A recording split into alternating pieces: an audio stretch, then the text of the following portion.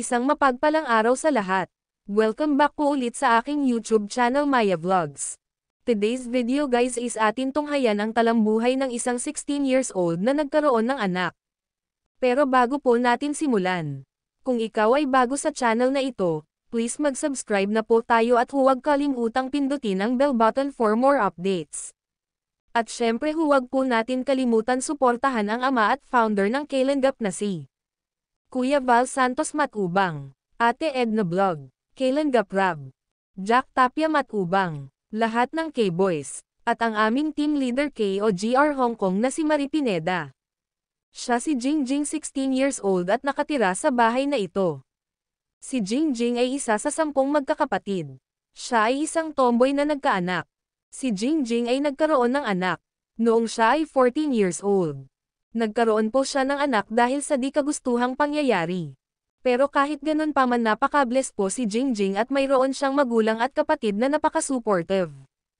Ang kanyang magulang at mga kapatid ang nagbigay lakas para tanggapin ni Jingjing ng buong buo kanyang baby at ang nangyari sa kanya.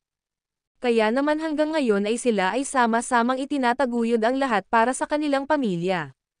At dito sila ay na-scout ni Kuya Robin at si Andrea. Kanilang inilapit kay Kuya Rab baka sakaling matulungan naman sila sa kanilang kalagayan. At di rin naman sila nagkamali sa paglapit kay Kuya Rab kasi di rin nag-aksaya ng panahon si Kay Rab at ito'y pinuntahan. Nagulat si Kay Rab sa kanyang nalaman tungkol sa nangyari kay Jingjing, naawa din siya sa kalagayan ng pamilya ni Jingjing kasi sobrang napakahirap din talaga ang kanilang kalagayan.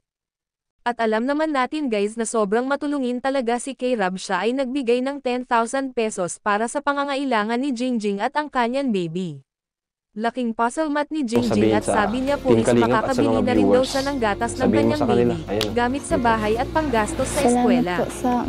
Halos maiyak na din siya dahil di makapaniwala na makakahak siya ng ganoong halaga ng pera. Maraming salamat guys sa pagsuporta sa aking YouTube channel at atin pong abangan ang more updates para kay Jingjing. Viewers.